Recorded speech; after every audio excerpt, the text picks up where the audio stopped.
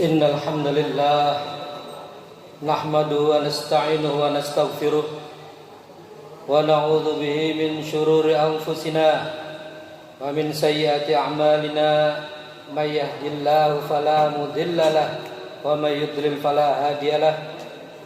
Asyhadu an la ilaha illallah wahdahu la syarika lahu wa asyhadu anna Muhammadan 'abduhu wa rasuluh. Allahumma salli ala sayyidina Muhammad wa ala alihi wa ashabihi wa man tabi'a hudah. Wa qala Allah ta'ala a'udzu billahi minasy syaithanir rajim. Ya ayyuhalladzina amanu taqullaha haqqa tuqatih wa la tamutunna illa wa antum muslimun. Wa qala Allah ta'ala aidan أعوذ بالله من الشيطان الرجيم يا أيها الناس اتقوا ربكم الذي خلقكم من نفس واحدة وخلق منها زوجها وبث منهما رجالا كثيرا ونساء واتقوا الله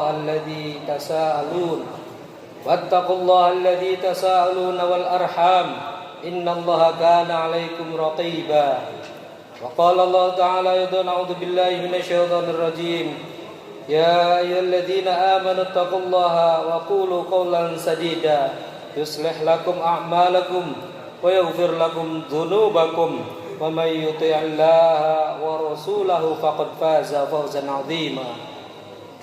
Jamaah salat Jumat yang dirahmati Allah Subhanahu wa taala. Alhamdulillahi Rabbil Alamin.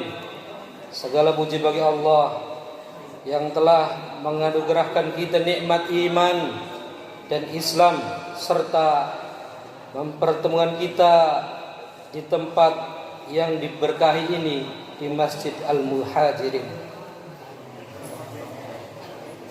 Salawat dan salam semoga senantiasa tercurah kepada junjungan kita Nabi Muhammad sallallahu alaihi wasallam beserta keluarga, sahabat dan seluruh umatnya hingga akhir zaman.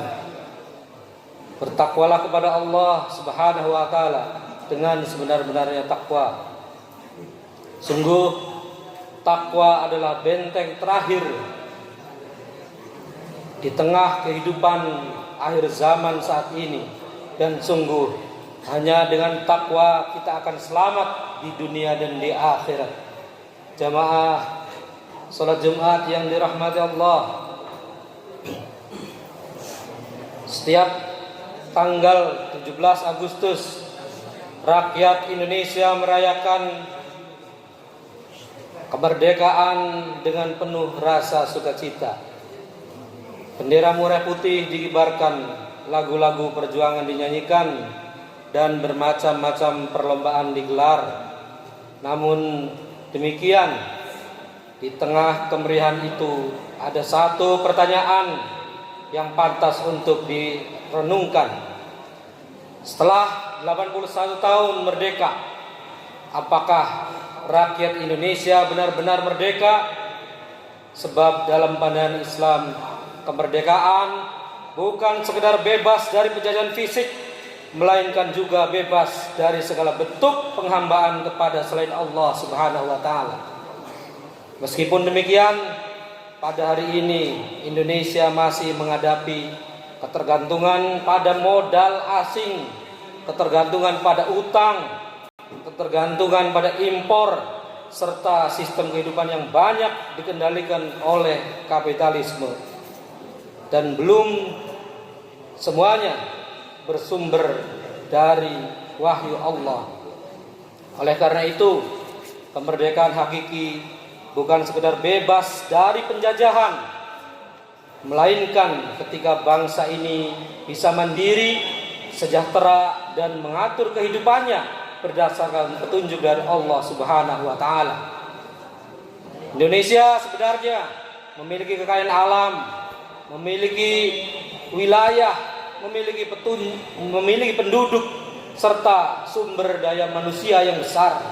Namun demikian, ekonomi hanya tumbuh 5,11% pada tahun 2025, Sementara angka kemiskinan masih besar, yaitu 8,25%, serta pengangguran cukup besar 4,68%. Utang luar negeri sekitar atau 10.000 triliun lebih, 10.000 triliun rupiah lebih. 1 triliun saja sudah besar.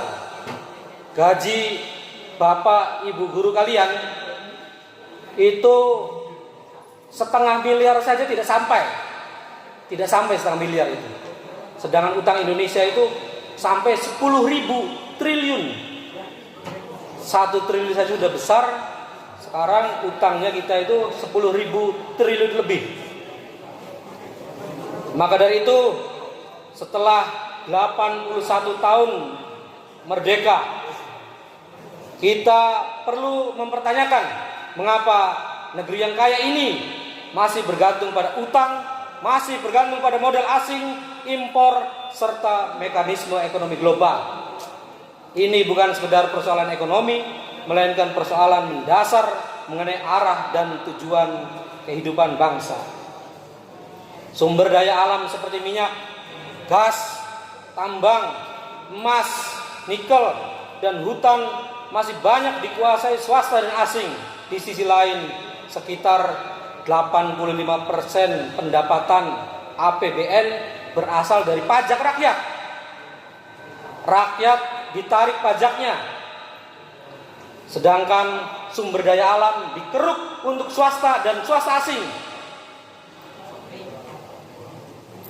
Kondisi tersebut adalah dampak dari diterapkannya ideologi kapitalisme yang berasaskan sekularisme di negeri ini. Sedangkan kita tahu bahwa perubahan tidak cukup hanya pada individu saja, tetapi harus menyentuh asas dan sistem kehidupan.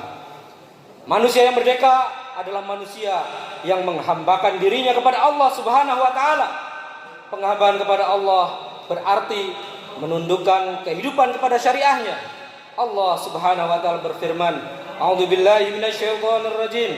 Wa ma khalaqtul jinna wal insa illa liya'budun." Tidaklah aku diciptakan jin dan manusia melainkan agar beribadah kepadaku. Az-Zariyat ayat 56. Allah juga berfirman, "A'udzu billahi minasyaitonir rajim. Innal hukmu illa lillah." Menetapkan hukum, menetapkan aturan itu hanyalah hak Allah. Surah Yusuf ayat 40. Kemerdekaan hakiki berarti membebaskan manusia dari penghambaan kepada sesama manusia menuju penghambaan hanya kepada Allah.